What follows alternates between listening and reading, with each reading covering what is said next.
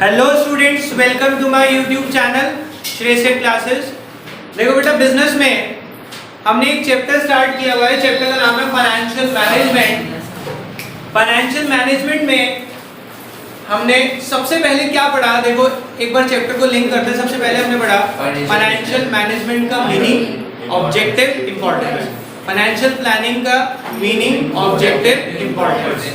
फिर हमने स्टार्ट किया फाइनेंशियल डिसीजन। तीन तरह के होते हैं। पहला financing decision, dividend decision, investment decision. अगर हम बात करें इसमें फाइनेंशियल में तीन है, फाइनेंसिंग डिसीजन, इन्वेस्टिंग डिसीजन और डिविडेंड डिसीजन। फाइनेंसिंग डिसीजन हम पूरा कर चुके हैं। पेपर में आपसे पूछा जाएगा identify which financial decision is talked about in the above case. Financial decision का मतलब फाइनेंसिंग नहीं होगा भाई, पेपर में कंफ्यूज मत करना। फाइनेंशियल मींस कोई भी हो सकता है, फाइनेंसिंग मींस डेट और इक्विटी वाला कॉम्बिनेशन वाला जो टॉपिक है, ठीक है। आज हम करेंगे इन्वेस्टमेंट डिसीजन। देखो बहुत लॉजिकल स्टेप्स में लिखा है ये चैप्टर मैंने आपका। वैसे अगर आप बुक में चेक करेंगे डिसीजन आगे पीछे है। मैंने कैसे लॉजिक लगाया कि सबसे पहले हम बिजनेस में फंड्स को अरेंज करते हैं कि फंड्स मेरे पास जो आने हैं कितने तो मेरे अपने हैं और कितने में बोरो करने वाला हूं। तभी तो डेट और इक्विटी का कॉम्बिनेशन बनाया। अब फंड्स आ गए, अब उन फंड्स को मैं कहां पे इन्वेस्ट करूंगा ये डिसाइड कर रहा हूं। दैट इज इन्वेस्टमेंट डिसीजन, ठीक है। और जब मैं इन्वेस्टमेंट की बात करता हूं तो मैं हमेशा इन्वेस्टमेंट कहां पे करता हूं, एसेट्स में करता हूं बिजनेस के। मैं बिजनेस के एसेट्स में पैसा इस तरह से लगाऊंगा जिससे कि मैं मैक्सिमम पॉसिबल रिटर्न कमा सकूं। समझ आ गई बात? किसके लिए? अपने इन्वेस्टर्स के लिए, ठीक है। तो एक बार इंट्रो पढ़ते हैं, यही लिखा है वहां पे, इतनी छोटी सी बात है। इंग्लिश में लिखी है तो थोड़ा सा तंग करती है। Investment decision relates to how much of the firms funds are invested in different asset so that they are able to earn highest possible return for their investors। अब ये लाइन याद नहीं होती बच्चे को क्योंकि इंग्लिश ऐसी है ना। हिंदी में समझ आ गया कि मेरे पास जो पैसे हैं मैं उसे कौन कौन से एसेट में लगाऊं जिससे मैं अपने इन्वेस्टर को मैक्सिमम कमा के दे सकूं। उसको इंग्लिश में लिखा क्या? Investment decision relates to how much of the firms funds in different assets so that we are able to earn highest possible return for investors। अब देखो कहीं पे इमेजिन करना, तुम कहीं मीटिंग में हो और तुम्हारे से सपोज तुम किसी कंपनी की अच्छी पोस्ट पे हो और तुम्हारे से पूछा सर आप ये पैसा इन एसेट्स में क्यों इन्वेस्ट करना चाहते हैं, तो आप क्या कहेंगे? Our company aim is to invest in so much of the assets so that we are able to earn the maximum possible return for our investors। उसे लगेगा क्या इंग्लिश बोलता है, और तुमने क्या बोला? नोट्स याद किए हैं। इंग्लिश किसी की भी अच्छी नहीं होती बेटा, प्रोवाइडेड उसने स्टडी कितनी करी है। क्योंकि जब हम फ्लुएंटली इंग्लिश बोलते हैं ना, हमारे को नहीं आती। मैं भी कैसे बोलता हूँ, ये मेमोरी में इतनी बार एक सेंटेंस पढ़ चुके हैं कि वो फीड हो चुका है, इसको पता है। इसके बाद ये जैसे आप अगर व्हाट्सएप यूज करते हैं और आप एक ही लाइन कई बार, जैसे खासकर बर्थडे विशेस को कॉमन रखते हैं, आप हैप्पी लिखते हैं वो बर्थडे खुदा लिखा आ जाता है ना। हैप्पी बर्थडे टू यू, आगे एक वर्ड ऐड करना होता है, भाई बहन दोस्त कुछ भी जो आपने लिखना हो। बाकी वर्ड्स तो क्या कर रहा है वो कॉपी पेस्ट उसकी मेमोरी में सेव हो चुके हैं। ऐसे जितना आप पढ़ेंगे वो आपकी मेमोरी में ऑटोमेटिकली सेव होने वाले हैं, बस उस सिचुएशन के हिसाब से थोड़ा सा मॉडिफाई करना है। तो इसलिए बोलता हूँ ज्यादा पढ़ेंगे ना इंग्लिश ऑटोमेटिकली इंप्रूव हो जाती है। कोई क्लासेस लेने की जरूरत नहीं होती इंग्लिश को इंप्रूव करने के लिए। You just have to read again and again और ऑब्जर्व करें। दूसरा, जब बोल रहे हैं तो प्रोनाउंसिएशन क्या यूज करता है। हम जब बोलते हैं, मैंने जैसे अभी वर्ड मेरे को खुद को रियलाइज होता है कई बार, मैंने जैसे अभी वो कहा बच्चों को कि बेटा इस चीज को अगेन एंड अगेन पढ़ो। अगेन एंड अगेन बोला जब मैं फ्लुएंटली बोलता हूँ, क्योंकि मैंने ऑब्जर्व किया है तो टीचर्स कई बार जो अच्छे स्पीकर हैं वो क्या कहते हैं, do study again and again. वो अगेन एंड अगेन को अगेन एंड अगेन बोलते हैं फ्लुएंटली, तो वैसी टोन अपने आप आती है। पहले पढ़ें फिर ऑब्जर्व करें, आपका दिमाग ऑटोमेटिकली वैसे ही रिस्पॉन्ड करेगा। हमारे पास वोकैबुलरी की शॉर्टेज है, हमारे को इंग्लिश आती है, कहाँ पे क्या वर्ड फिट होना है वो दिक्कत करता है। उसी के लिए रीडिंग बहुत जरूरी है। समझ रहे बात को? चलो पढ़ते हैं। Highest possible return for the investor, full stop. Investment decision can be long term और शॉर्ट टर्म। अब जो हमने इन्वेस्ट करना है एसेट्स में, उसमें दो क्लासिफिकेशन है कि लॉन्ग टर्म एसेट्स में कितना लगाएं और शॉर्ट टर्म एसेट्स में कितना लगाएं। लॉन्ग टर्म एसेट्स का मतलब अगर हम बात करें एज पर account, long term assets means fixed assets like building, plant, machinery, उसमें कितना पैसा लगाए ये डिसीजन लेना है। और रूटीन एक्टिविटी के लिए कितना पैसा रखे ये डिसीजन लेना है। जो लॉन्ग टर्म के लिए ले रहे हैं उसको, सॉरी, जो फिक्स्ड एसेट के लिए ले रहे हैं उसको क्या बोलते हैं? Long term capital decision, long term investment decision. और जो करंट एसेट के लिए ले रहे हैं उसको क्या बोलते हैं? Short term investment decision. ठीक है, आज पहले हम स्टार्ट कर रहे हैं लॉन्ग टर्म इन्वेस्टमेंट डिसीजन कि मैं लॉन्ग टर्म में कितना इन्वेस्ट करूं। लॉन्ग टर्म में कितना इन्वेस्ट, लॉन्ग टर्म पीरियड की बात नहीं हो रही, लॉन्ग टर्म एसेट्स में कितना इन्वेस्ट करूं। लॉन्ग टर्म इन्वेस्टमेंट यानी कि फिक्स्ड एसेट में कितना पैसा लगाएंगे उसको हम बोलते हैं लॉन्ग टर्म इन्वेस्टमेंट डिसीजन। अब यहाँ पे लैंग्वेज थोड़ी सी टिपिकल है, कोशिश करेंगे सिंप्लीफाइड करने की। पढ़ते हैं क्या लिखा है। This decision is called capital budgeting decision. ये तो नाम याद रखना पड़ेगा। लॉन्ग टर्म इन्वेस्टमेंट को हम कैपिटल बजटिंग डिसीजन बोलते हैं। क्या बोलते हैं? Capital budgeting decision. क्योंकि क्वेश्चन सीधा यही आता है, what is capital budgeting decision. It is also known as long term investment decision. जो पूछ लिया दूसरा नाम ऑल्सो नोन एज के नाम से आ जाएगा पहली लाइन में। ठीक है, आगे चलते हैं। And involves allocation of funds to different projects और assets. Allocation of funds to different assets और प्रोजेक्ट्स। इंग्लिश टिपिकल करने की कोशिश, इंग्लिश टिपिकल नहीं है। दिक्कत क्या है? वोकैबुलरी। एलोकेशन का मतलब distribution of funds in different projects और एसेट्स। भाई फिक्स्ड एसेट भी तो बहुत सारे होते हैं, उसमें एलोकेट करना कितना पैसा बिल्डिंग पे लगाऊंगा, कितना मशीनरी पे, कितना फर्नीचर पे, कितना कंप्यूटर पे। That is distribution of funds in different assets with long term implication for the business. और ये जो फिक्स्ड एसेट में पैसा लगता है ना, इसका इफेक्ट लॉन्ग टर्म में दिखता है, इमीडिएटली नहीं दिखेगा। मैं आपको फैक्ट की अगर बात करूं, जब मैंने कोचिंग इंस्टीट्यूट स्टार्ट किए थे, मैंने इन टोटल 30 चेयर्स का इन्वेस्टमेंट किया था। उस टाइम पे चेयर्स में 50,000 रुपए लग गए थे। शुरू में लगा भाई यार पता नहीं कब तक कमाऊंगा 50,000, लग गए जेब से एक बार तो। अब वो जो 50,000 की इन्वेस्टमेंट थी, क्या मुझे 1-2 साल में रिटर्न देने वाली थी? नो। शुरू में 4-6 बच्चे थे। अब जब वो पूरा दिखा, अरे 30 बच्चों की गैदरिंग हो गई अपने पास, अब वो लॉन्ग टर्म में क्या रिटर्न दिखाएगा मुझे? यस, तो उन्होंने यही कहा इसमें आपके डिफरेंट प्रोजेक्ट्स एसेट्स में पैसा लगता है विद लॉन्ग टर्म इम्प्लीकेशन। इसका जो इंपैक्ट है वो लॉन्ग टर्म में दिखता है, शॉर्ट टर्म में लॉन्ग टर्म एसेट्स का कोई इफेक्ट नहीं दिखेगा। आपको लगेगा शायद लॉस हो गया। Example, purchase of fixed asset like land, building, plant, machinery etcetera. Since long term assets are called fixed asset, therefore this decision is also called as management of fixed capital. क्योंकि ये fixed asset में deal करता है तो इसको हम management of fixed capital भी बोलते हैं। हो जाएगी डेफिनेशन याद। It is also known as starting से, it is also known as capital budgeting decision. It involves allocation of funds in different assets which have long term implication, like plant, machinery, building, furniture. फिर हमने इसका आगे क्या पढ़ा? Since long-term assets are also known as fixed asset, therefore it is also known as management of fixed capital. Hopefully याद हो जाएगा। अब कह रहे हैं अगर आपने लॉन्ग टर्म इन्वेस्टमेंट डिसीजन ले लिया, क्या ले लिया आपने? लॉन्ग टर्म इन्वेस्टमेंट डिसीजन ले लिया कोई, उससे आपको फायदे क्या होने वाले हैं? या आप लॉन्ग टर्म कैपिटल डिसीजन ले रहे हैं, लॉन्ग टर्म इन्वेस्टमेंट का, फिक्स एसेट में कितना इन्वेस्ट करना है उसका डिसीजन लेते टाइम आपको क्या फायदे होते हैं? पहला, आपको पता चल जाता है कि आपकी लॉन्ग टर्म ग्रोथ होगी। जब मैंने यहां इन्वेस्ट किया तो पॉजिटिव सोच रख के किया होगा कि लॉन्ग टर्म में मुझे फायदा देने वाली है। ये चेयर्स ऐसी ले लो एक ही बार कि इन्वेस्टमेंट लॉन्ग टर्म तक चले, तो लॉन्ग टर्म ग्रोथ रहेगी आपकी। अगर आपकी फिक्स्ड एसेट में इन्वेस्टमेंट ज्यादा है तो एक फायदा ये लगता है आपको। आगे पढ़ते हैं, देखो, this decision affect long term growth. The fund invested in long term assets are likely to yield return in future. Likely to yield return. Yield का मतलब give. They will give you return in future. Future में earn करके देंगे ये assets आपको। Clear हो गई बात? Second point, large amount of funds involve. अब यहाँ पे लार्ज अमाउंट ऑफ फंड्स की जो डेफिनेशन है बेटा, लार्ज डज नॉट मीन बहुत पैसा लग गया। लार्ज का मतलब होता है कि जो आपकी टोटल इन्वेस्टमेंट है उसमें से लार्ज।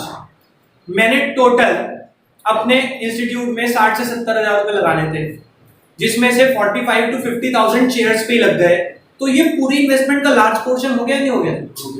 तो लार्ज मींस टोटल इन्वेस्टमेंट का मैक्सिमम पोर्शन यहाँ पे यूटिलाइज हो जाए।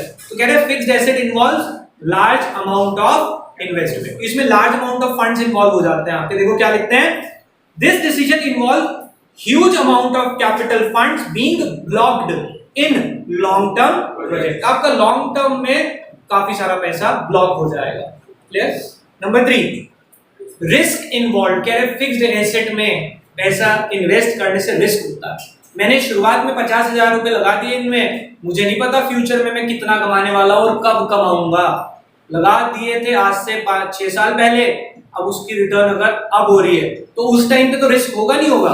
यार पता नहीं कमा पाऊंगा नहीं कमा पाऊंगा, बच्चे मेरी बात को समझ पाएंगे नहीं समझ पाएंगे, तो वो रिस्क तो रहता ही रहता है हमेशा। देखो क्या लिखते हैं, fixed capital involves investment of huge funds today. पैसा लग जाएगा आज ही, however it increases the return of the firm in long run। Return आप लॉन्ग रन में कमाने वाले हैं। Last point, irreversible decision. कह रहे इस कैपिटल बजटिंग डिसीजन लेने से आपको एक फायदा होता है, आपको पहले ही सोचना है कि ये जो पैसा एक बार लग गया ना, इस डिसीजन को रिवर्स बैक नहीं कर सकता मैं। क्यों? क्योंकि अगर मैंने एक बार इसमें इन्वेस्ट कर दिया और मैंने कहा अरे यार छोड़, अपनी मन नहीं कर रहा कंटिन्यू करने का, बंद करते हैं, तो ये जो एसेट्स है ना ये आपको लॉस देके जाएंगे। क्योंकि जब आप बेचने जाएंगे, एक बार बेचने जाएंगे तो आधी वैल्यू पे बिकेंगे, it will give you a huge loss. एक बार इन्वेस्ट करने से पहले सोच लो, क्योंकि एक बार हो गया ये रिवर्स बैक नहीं होगा except at a huge loss. पढ़ते हैं, this decision in once taken, these decision once taken are irrevocable। irrevocable मतलब cannot be reversed back। Dictionary में वर्ड ऐड करो अपनी दिमाग की डिक्शनरी में। irrevocable का मतलब क्या होता है? cannot be reversed back, उसमें रिवर्स बैक नहीं हो सकता except at a huge loss। सिर्फ लॉस उठा के आप रिवर्स बैक कर सकते हो और कोई रिवर्स बैक करने का तरीका नहीं है आपके पास। Is it okay? तो हमारे कैपिटल बजटिंग डिसीजन अगर आप ले रहे हैं लॉन्ग टर्म एसेट्स में, तो आपको 4 फायदे होने वाले हैं। पहला, long term growth, large amount of funds involve, risk involve और इररिवर्सिबल डिसीजन। क्लियर हो गई बात? अब हम बात करते हैं कि अगर मुझे लॉन्ग टर्म में पैसा इन्वेस्ट करना है, किसमें? Long term. तो इन्वेस्टमेंट डिसीजन 2 तरह के हो गए, लॉन्ग टर्म इन्वेस्टमेंट डिसीजन और short term investment decision. Long term में मुझे 4 फायदे हुए। क्या फायदे हैं मेरे 4? बताओ। Long term growth, large amount of funds involve, risk involve, irreversible decision. ठीक है, इस तरह की समरी बहुत बच्चों के काम आ जाती है, वो पहचान जाते हैं अगर टॉपिक दिमाग में हो। अदरवाइज आप क्या करें, देखो जब भी रिवाइज करना है, आपको टेस्ट देना, सपोज मैं तो हमेशा यही सजेस्ट करूंगा आपको कि एक बार पढ़ने से पहले वीडियो को फास्ट ट्रैक करके जरूर देखें। कॉन्सेप्ट बहुत जल्दी दिमाग में आता है, फिर याद करना इजी हो जाता है अगर उस चैप्टर को करे हुए टाइम हो गया तो। बट बोर्ड से पहले याद मत करने बैठ जाना, पेपर से पहले बैठ के वीडियो ही देख रहे हैं, उस टाइम पे नहीं। अभी बोल रहा हूं जब टेस्ट देते हैं। आगे चलते हैं। अब लॉन्ग टर्म इन्वेस्टमेंट डिसीजन जब हम लेंगे तो उसको इफेक्ट करने वाले कुछ फैक्टर्स हैं। फैक्टर्स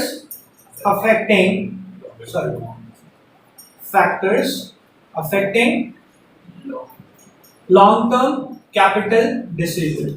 लॉन्ग टर्म में पैसा इन्वेस्ट करने से पहले कुछ चीजें हमें ध्यान में रखनी होती है, या फिर लॉन्ग टर्म में कितना पैसा लगाना है उसको इफेक्ट करने वाले कुछ फैक्टर्स होते हैं कि पैसा ज्यादा लगाएं लॉन्ग टर्म में या कम लगाएं। सबसे पहला फैक्टर है rate of return of the project. अब rate of return of project का मतलब क्या है कि एक प्रोजेक्ट से आप कितना कमाने वाले हैं। अगर आप उससे 2 प्रोजेक्ट हैं, एक प्रोजेक्ट में 10% कमाने वाले प्रोजेक्ट ए में, प्रोजेक्ट बी में आप 15% कमाने वाले हैं, तो आप किस में इन्वेस्ट करना चाहेंगे? यस, आपको सीधा 15 नहीं, आपको उसका रिस्क भी कंसिडर करना है। मान लो बी रिस्की भी बहुत ज्यादा है, फिर ए में नहीं, फिर डिपेंड करता है आपकी सोच पे कि आप रिस्क लेना चाहते हैं या नहीं। अगर मैं कहूं एक में 10 है और एक में 15 है, दोनों में रिस्क सेम है 15, अब फिर उसमें एक चीज और आ सकती है, सर इन्वेस्टमेंट भी सेम है क्या दोनों में? मान लो एक में इन्वेस्टमेंट है 10 लाख और एक में इन्वेस्टमेंट है 25 लाख, सर 25 लाख लाऊंगा, वहां से 10 तो पड़े रहते। तो आपको बहुत सारे फैक्टर, पहले पॉइंट में तो सिर्फ इन्होंने यही कहा कि रेट ऑफ रिटर्न, आगे चल के हम थर्ड पॉइंट में वो भी समझेंगे कि हमें इन्वेस्टमेंट कितनी करनी है, वो भी सोचना पड़ता है कि भाई इन्वेस्टमेंट के लिए फंड्स भी तो हो। तो पहला point, rate of return of project. The most important criteria is the rate of return of project. Rate of return तो समझ रहे हैं आप कि रिटर्न में आप कितना अर्न करने वाले हैं। Suppose there are two project A and B with same risk involved, with rate of return 10% and respectively the project B should normally be selected. Normal routine में हम B ही select करने वाले because उसका rate of return ज्यादा है। Number 2, cash flow position of the project। तो पहला है हमारा rate of return of the project। दूसरा क्या है? Cash flow of the project. Cash flow position है सर, चलो cash flow of the project ये। अब कैश फ्लो से मतलब समझते हैं बेटा, हम किसी प्रोजेक्ट में इन्वेस्टमेंट कर रहे हैं, suppose we are investing 10 lakh, ठीक है, 10 लाख इन्वेस्ट करने हैं, एक प्रोजेक्ट है ए, एक प्रोजेक्ट है बी। प्रोजेक्ट ए कह रहा है कि हम आपको 5th ईयर के एंड में कितने देंगे? 18 लाख 5th ईयर एंड। और प्रोजेक्ट बी कह रहा है will give you 4 lakh each year for 5 years. तो ये जो 4 लाख फॉर 5 इयर्स यानी कि 4 और 4, ये आपको 5 साल तक 4-4 लाख रुपए दे रहा है। इसको बोलते हैं सीरीज ऑफ पेमेंट। क्या बोलते हैं? Series of. या फिर एट द एंड। तो दोनों में से जो ऑप्शन आपको बेटर लगे उसमें इन्वेस्ट करने से पहले एनालिसिस जरूरी है, और केयरफुल एनालिसिस। अब केयरफुल एनालिसिस में आपको क्या पता चल रहा है सर? किस में इन्वेस्ट करना चाहिए? क्योंकि इसमें 20 लाख का रिटर्न है और इसमें 18 लाख का। अब उसके बाद और भी क्राइटेरियाज होते हैं लाइक IRR, NPV। वो आप अगर हायर स्टडीज किसी अच्छे इंस्टीट्यूट से करेंगे तो वहां मिलेगा, ठीक है। पढ़ते हैं एक बार क्या लिखा है। When company invest huge amount of fund in some project, it expected to generate some cash flow over a period। देखो सिंपल सी बात है, अगर हम कहीं इन्वेस्ट करते हैं कोई कंपनी, तो वो क्या एक्सपेक्ट करती है कि कैश फ्लो आएंगे, यानी कि प्रॉफिट आएगा। These cash flow are in the form of series of cash receipts and payments over a life of investment। कह रहे या तो सीरीज आएगी या over a life of investment आपको पेमेंट मिलेगी एक बार। The amount of these cash flow should be carefully analyzed before considering into capital budgeting decision। ये डिसीजन लेने से पहले एक बार दोनों को केयरफुली एनालाइज जरूर करें। Is it okay? Next point, investment criteria involve. क्या है हमारा तीसरा point? Investment criteria involve. Please इसको ध्यान से समझेंगे। जब हम किसी प्रोजेक्ट में लॉन्ग टर्म वाले में इन्वेस्ट करना चाहते हैं, देखो पैसा ह्यूज इन्वेस्ट होने वाला है, हमें पता है, और एक बार इन्वेस्ट हो गया वो लॉन्ग टर्म के लिए ब्लॉक होगा, रिवर्स बैक करेंगे तो लॉस होगा। ये तो हम इसके इंपॉर्टेंस पढ़ चुके हैं ना। तो इन्वेस्टमेंट जब करें उसके लिए कुछ क्राइटेरियाज को जरूर चेक कर ले, क्योंकि पैसा एक बार फंस गया या तो लॉस देके निकलोगे या फिर ह्यूज अमाउंट लॉन्ग टर्म के लिए ब्लॉक कर लोगे आप। तो इसलिए इन्वेस्टमेंट करने से पहले कुछ तरीके जरूर चेक कर लें। उनमें क्या क्या हो सकता है कि पहली बार कितना पैसा इन्वेस्ट होने वाला है, और उस पैसे से आप कितना रिटर्न कमाने वाले हो। और उसमें आप क्या चेक कर सकते हैं, एक दो चीजें आप और चेक कर सकते हैं कि जो पैसा इन्वेस्ट करना है उसमें आपका कैश फ्लो कितना रहेगा हर साल आएगा या साल के 5 साल या 8 साल के बाद ही आएगा एक साथ, क्योंकि आपको फंड्स की जरूरत पड़ सकती है। तो ये सब एनालिसिस आप जरूर चेक करेंगे before taking capital budgeting decision. Capital budgeting decision का मतलब तो समझते हैं ना, लॉन्ग टर्म में इन्वेस्टमेंट करने से पहले ये जरूर चेक करें। पढ़ते हैं, देखो क्या लिखा है, the decision to invest in a particular project involve number of calculation regarding, किस चीज की कैलकुलेशन होगी, regarding amount of investment, interest rate, cash flow and rate of return etcetera. These techniques are applied to each proposal before selecting a particular project. कह रहे कोई भी project select करने से पहले आप ये टेक्निक्स लगा के उसे चेक जरूर करें। Is it okay? तो होपफुली ये समझ आ गए होंगे आपके पास कि long term capital budgeting decision के 3 ही फैक्टर्स है सिंपल से। पहला रेट ऑफ रिटर्न, दूसरा कैश फ्लो पोजीशन और तीसरा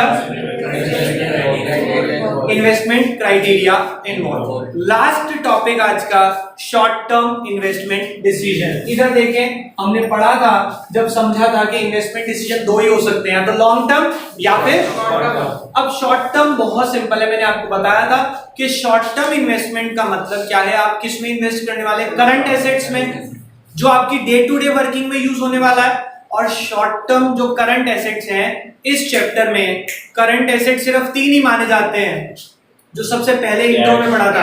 यस, कैश, रिसीवेबल, इन्वेंट्री।